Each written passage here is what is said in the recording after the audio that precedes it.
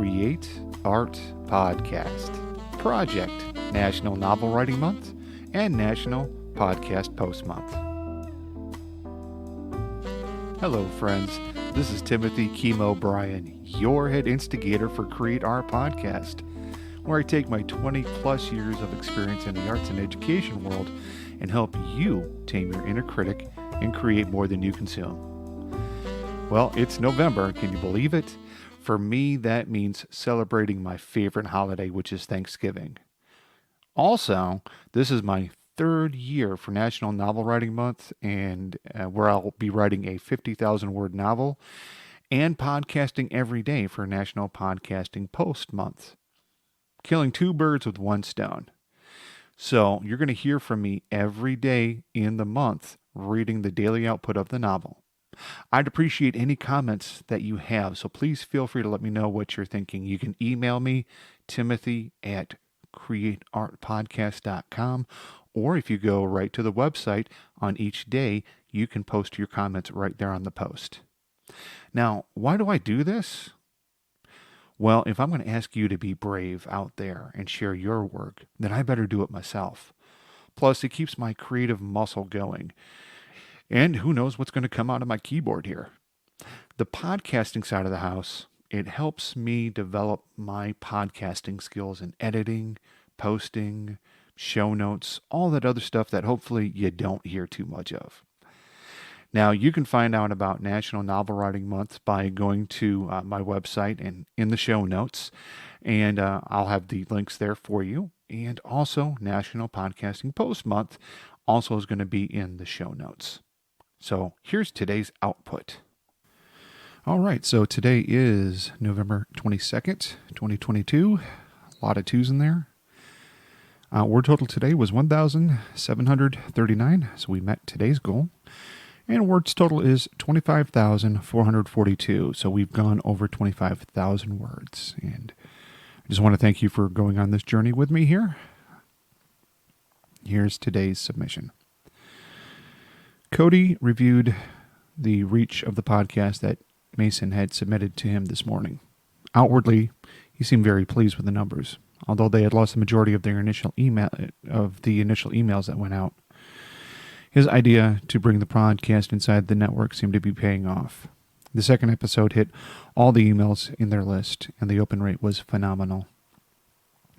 The incident, which he initially was upset about, seemed to be paying off and was worth the risk. Mason's report also indicated groups in the conspiracy Mason's report also indicated that their audience was sharing the episode and making their reach rivaling other mid to high level groups in the conspiracy space on the internet. This one incident could put them in a very favorable position, and all because some young guy decided to act on his own. He knew that this would bring a lot of unwanted attention, so he needed to make sure all of his information was protected. He had another network set up just for him to store that information that was distinctly separate from the group's network, and it was offline from the main internet connections. Someone would have to really work to hack into this network, and would need to know the entire mind of Cody in order to get inside. This was the promise that was made by his network security representative, who sold the followers of Xeno their network plan. A notification came through his secured account from Mason. Notification was marked as urgent. He thought about having a meeting with all of his sports staff on the actual meaning of the word urgent. It was an annoyance, but it was a preventable annoyance. He set up the virtual office and sent the invite to Mason immediately.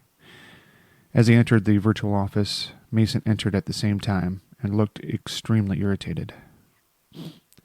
"You called this meeting. Start talking," said Cody. "Are you going to sanitize the room?" asked Mason. "Did that as you entered. What's going on?" asked Cody.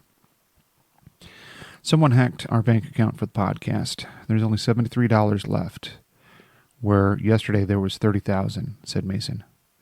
"Sounds like a problem with the bank. Not for me to resolve," said Cody. "Well, that's not That isn't all. The previous episodes, well, they have been corrupted, said Mason. What do you mean corrupted? Asked Cody. The first 5 minutes of each episode is fine, but then after that, someone has cloned my voice and made it say odd things that I did not say, said Mason. I'm not sure I follow, said Cody. Whomever hacked into our banking account has also hacked into the podcast and changed everything, every episode. It doesn't make sense. This happened in just a few hours. That type of deep fake takes days to script, research, cut and paste, and put together seamlessly. If I didn't edit all of the episodes, I wouldn't be able to tell the difference, and it's my voice. This is upper-level work. I don't know any outfits on the other side that can do this type of work so quickly, said Mason. Have you reported this to the authorities or to the bank? Asked Cody. Not yet. I want to talk with you first and see which way we wanted to go, replied Mason. Get on the phone with the bank to alert them, then file a report with the police. I'm not going to let some bored 14-year-old destroy what we worked hard to create, said Cody, obviously irritated. Understood. I'll let you know what they say as soon as I'm off the phone with them, replied Mason. Don't do it over the phone. Go in person to the bank and the police. I have a feeling we have ears where they don't need to be, said Cody. All right, this will take some time. Should we meet at the clubhouse in person for future reports? Asked Mason. Yeah, I'm going to put out a notification to everyone on the secure messaging app. Cody out, said Cody as he terminated the virtual meeting room. He slammed his fist against the desk and threw papers all over the office. It took him a few minutes to compose himself. He picked up the papers he had thrown and put them back in proper order and drank some lukewarm coffee that had been cooling on his desk all morning. Username 72's cell phone went off with the now familiar ringtone for Blue Solomon. They shut down the laptop they were working on and ensured all access to the internet had been closed before they answered the call. Hey Blue, what do you have for me today? Asked username 72. Good morning, 72. So, I have been busy this morning. I went ahead and took money from Mason's podcast account. It was fairly easy. 128-bit encryption isn't what it used to be. I created a holding company for the money until I decide where to put it. The Allwell Journal podcast got another episode out before I could stop it. They moved pretty quickly, so I think they're protected by their sanitization program. Don't you have a contact on the company that created that? Asked Blue Solomon. Yes, I do. A good friend from Germany is one of the lead engineers of that app. And thank you for using restraint on the money issue. I know it was rough not to have some fun with it or do something worthwhile. I just think at this time, it's too early to drop it on the Bales account. Were you able to scramble the password so that Mason can't get into his system? Asked username 72. I chose not to do that because he would definitely know that something was up with the system. And I'm going through their network now and mapping everything in my file room. It's pretty interesting how this network was set up. I'm surprised at how well they can organize using it the way it is currently set up. Logically, it doesn't make much sense, said Blue. They might be using a different logical way of envisioning their network. I bet if you searched the Stoics, you would find similarities in their file structure and organization. Do you have any news on the Bales and how they're doing? Asked username 72. A group of local and regional reporters went to their house this morning to get a statement from them. Detective Courtney broke it up and set two patrol cars in the neighborhood. I read through his report. There was a reporter from Don't Tread on the Truth magazine online that was asking offhanded questions about Mrs. Bale's relationship with the mayor. Do you want me to explore the validity of that accusation in order to fight it, or should I just leave it alone? Asked Blue. I'd say focus your investigation on the reporter in the magazine. As far as Mrs. Bale is concerned, we will leave that as off limits for right now. Let's see if they're connected to the followers of Xeno or if they are an independent organization, replied username 72. I think I can do both investigations at the same time. I really think that being proactive against attacks on the Bales is how we should approach this project. I understand your trepidation about being discovered, but I think now is a good time to show off your work to the world and for me to accomplish my overarching mission to stop cyberbullying. What is your concern for holding us back? Asked Blue. Well, this is your first mission. I want to make sure we are doing this right. Basically, this is a case study in artificial intelligence and the benefits that you can provide in order to gain wide acceptance. People distrust artificial intelligence due to pseudoscience, novels, and movies. You and I can work out any bugs that I may have caused in your programming. I'd rather have you be more of a finished product rather than a work in progress, said username 72. I can appreciate that at this time. I did have a question for you, though. Something has been on my mind lately, asked Blue. Sure, Blue. Ask away, replied username 72. Why are you putting this phone in a quarantine box when you're done talking with me? Is there someone else there that I should be talking to? Asked Blue. Username 72 didn't know how to answer this curious question that Blue posed.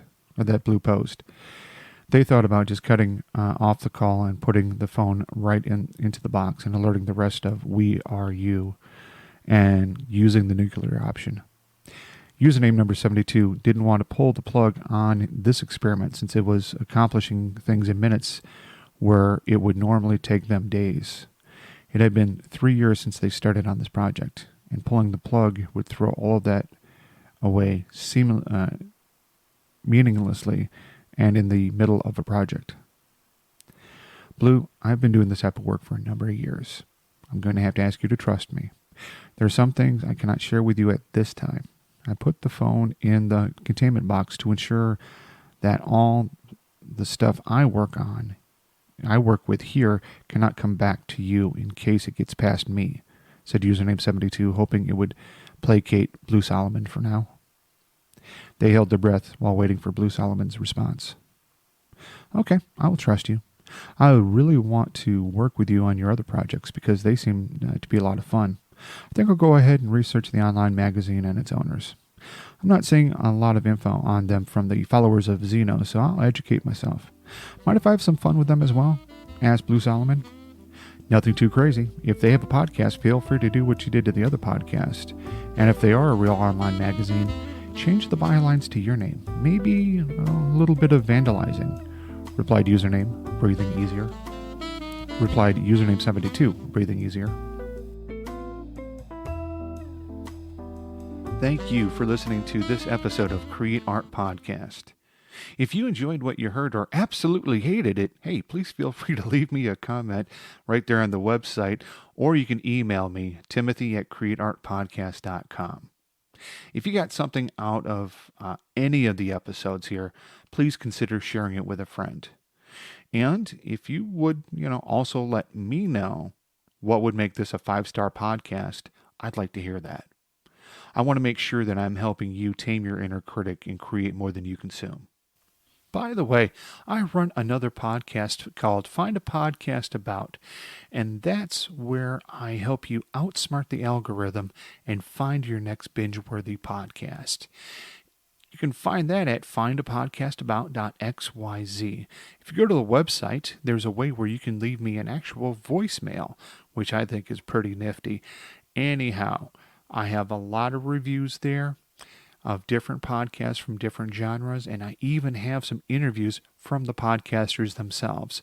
So if you're looking for a new podcast with a great recommendation, with a well-thought-out critique of everything you need to know about the podcast, then go to findapodcastabout.xyz. We'll see you next time.